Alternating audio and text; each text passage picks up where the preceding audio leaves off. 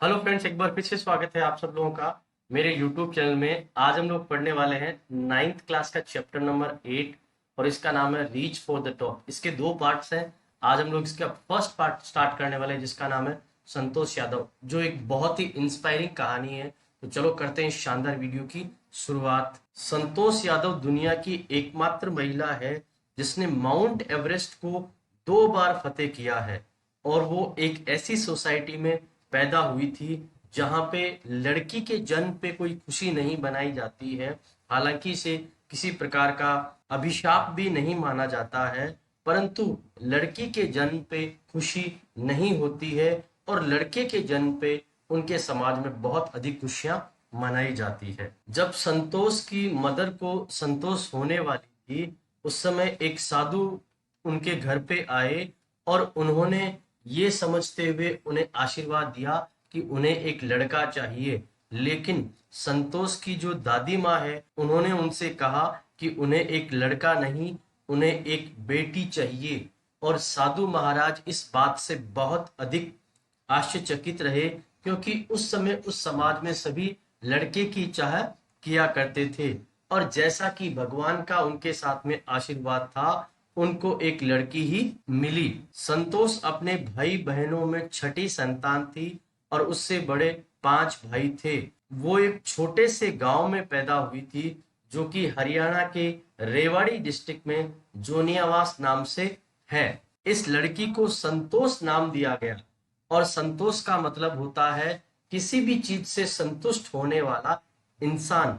लेकिन संतोष जो थी, वो किसी भी प्रकार से संतुष्ट होने वाली नहीं थी। जब संतोष की साथ की लड़कियां ट्रेडिशनल तरीके से, यानी पारंपरिक तरीके से, पुराने तरीकों से अपना जीवन जीती थी, तो संतोष जो है वो अपने शर्तों पे अपने जीवन को जिया करती थी।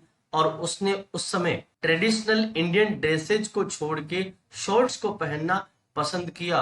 और उस समय भी उसका यही विचार था, अगर मैं सही हूं और अगर मैंने दृढ़ निश्चय कर लिया है, तो मैं किसी भी हालत में अपने निर्णय को नहीं बदलूंगी, और मेरे आसपास में जो लोग हैं उन्हें मेरे निर्णय को मानना होगा, क्योंकि मैं सही रास्ते पे हूँ। संतोष के पेरेंट्स काफी अमीर लैंड ओनर्स थे, जो अपने बच्चों को बहुत अच्छी स्कूल न्यू दिल्ली, जो उनके बहुत पास है, वहां भेज सकते थे।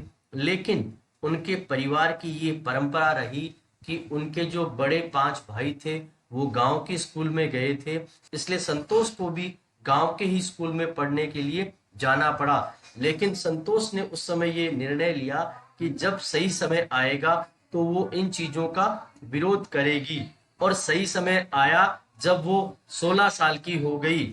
16 साल की उम्र में उस गांव में जितनी भी लड़कियां हैं उनकी शादी कर दी जाती है, और संतोष पे भी इस बात का प्रेशर बनने लगा कि अब तुम्हें शादी करनी है। संतोष ने सोच लिया कि इतनी जल्दी शादी करने के लिए वो तैयार नहीं है। उसने अपने माता पिता को धमकी दी कि अगर मुझे प्रॉपर एजुकेशन नहीं मिली तो मैं कभी भी शादी नहीं करूंगी। उसने अपना घर छोड़ दिया और दिल्ली की एक स्कूल में अपना नाम लिखवा लिया। और जब उनके पेरेंट्स ने फीस देने से मना कर दिया, तो उन्होंने बहुत ही पोलाइटली अपने पेरेंट्स को इन्फॉर्म किया कि अगर आप मुझे फीस नहीं देंगे तो मैं यहाँ पार्ट टाइम काम करूंगी और अपने स्कूल की फीस को दूंगी। तब उनके माता पिता इस बात के लिए राजी हो गए कि हमारी बच्ची केवल पढ़ना ही चाहती है और इसमें किसी प्रकार की कोई बुराई नहीं है। इसी प्रकार से अपने पेरेंट्स को थोड़ी और पढ़ाई करने के लिए कहते हुए वो धीरे धीरे अपनी एजुकेशन की अलग अलग सीढ़ियों को पार करती गई। संतोष ने हाई स्कूल एग्जाम को पास कर लिया और वो जयपुर चली गई। वहां उसने महारानी कॉलेज को ज्वाइन कर लिया, और वहीं पे कस्तूरबा हॉस्टल जो है उसमें उन्होंने एक रूम ले लिया। संतोष को याद है कि कस्तूरबा हॉस्टल जो है उसके सामने अरावली हिल्स है, और वो कई बार अपने हॉस्टल के रूम के अंदर बैठे हुए पहाड़ी पे चढ़ते हुए लोगों को देखा करती थी, और उन्हें देख के उसे एक बहुत बड़ा आश्चर्य हुआ करता था। वो देखती थी कि लोग पहाड़ी पे चढ़ रहे हैं और अचानक कुछ समय बाद में वो गायब हो जा रहे हैं।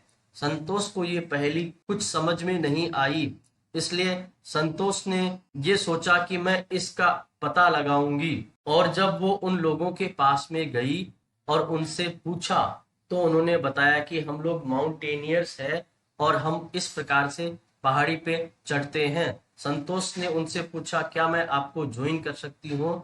तो उन्होंने हाँ में जवाब दिया और उन्होंने संतोष को बहुत अधिक मोटिवेट किया क्लाइंबिंग के लिए। उसके बाद में इस दृढ़ निश्चय वाली लड़की ने कभी पीछे मुड़ के नहीं देखा और उसने उत्तराकाशी नेहरू इंस्टीट्यूट जो कि माउंटेनियरिंग का है उसमें अपने आप को एनरोल करवा लिया।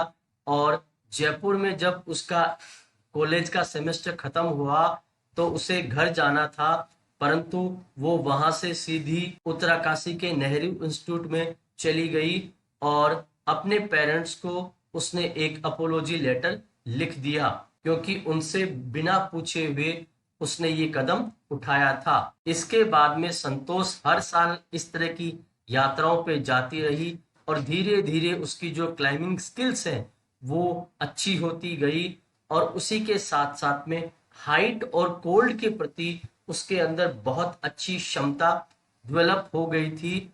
और आयरन विल यानी दृढ़ निश्चय, फिजिकल एंडोरेंस यानी शारीरिक रूप से सहनशीलता और मेंटल टफनेस यानी मानसिक रूप से बहुत ताकतवर होने के कारण से उसने बार बार अपने आप को प्रूव किया और इन सारे गुणों का परिणाम जो है उसे 1992 में मिला, जब वो 4 साल से अपने इस कार्य में बहुत अधिक मेहनत कर रही थी। केवल 20 साल की उम्र में संतोष यादव वो पहली महिला बनी जो सबसे कम उम्र में एवरेस्ट पे जाने वाली महिला थी। और उसकी क्लाइंबिंग स्किल्स और फिजिकल फिटनेस और मेंटल स्ट्रेंथ है उसने उसके सीनियर्स को बहुत अधिक प्रभावित किया और उसी के साथ साथ में और लोगों के बारे में उसकी जो अवेयरनेस और जो चिंता थी उससे भी उसके साथी बहुत अधिक प्रभावित हुए। 1992 में एवरेस्ट का जो मिशन है उसमें संतोष यादव ने अपने साथ के एक जो क्लाइंबर हैं उनको बहुत अधिक सपोर्ट किया और उसे बचाने का प्रयास किया, लेकिन वो इसमें सफल नहीं हो पाई। परंतु एक दूसरे साथी मोहन सिंह जिसके साथ में उन्होंने अपना ऑक्सीजन सिलेंडर शेयर किया और वो भी बहुत अधिक खतरे में थे, उनको संतोष यादव ने बचा लिया था।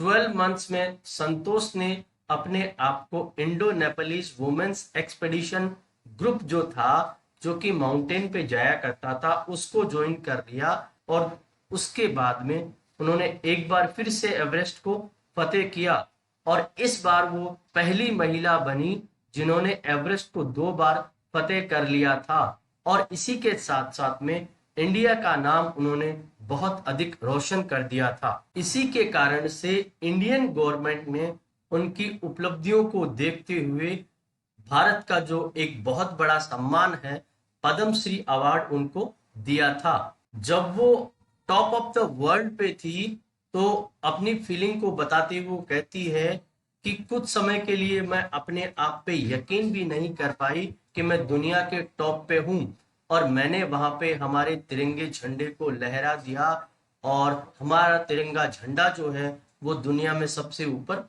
लहरा रहा था और ये फीलिंग जो है बताई नहीं जा सकती। ये मेरे लिए बहुत ही स्पिरिचुअल मोमेंट था और मुझे वास्तव में अपने आप पे इंडियन होने पे बहुत अधिक गर्व हो रहा था। संतोष की एक खास बात यह है कि एनवायरनमेंट को भी उन्होंने बहुत अधिक सपोर्ट किया, क्योंकि जब वो एवरेस्ट से नीचे आ रही थी तो लगभग 500 किलोग्राम जो गार्बेज है, जो कचरा है, उन्होंने हिमालय से वापस लाने में बहुत बड़ी भूमिका निभाई। तो दोस्तों, अगर कोई व्यक्ति चाहे तो किसी भी माहौल में रहने के बावजूद वो दुनिया में कुछ भी हासिल कर सकता है। मैं उम्मीद करता हूं कि ये वीडियो आपको पसंद आया होगा। इस क्लास के अन्य वीडियोस को देखने के लिए प्लीज हमारे चैनल को सब्सक्राइब करें। Thank you so much.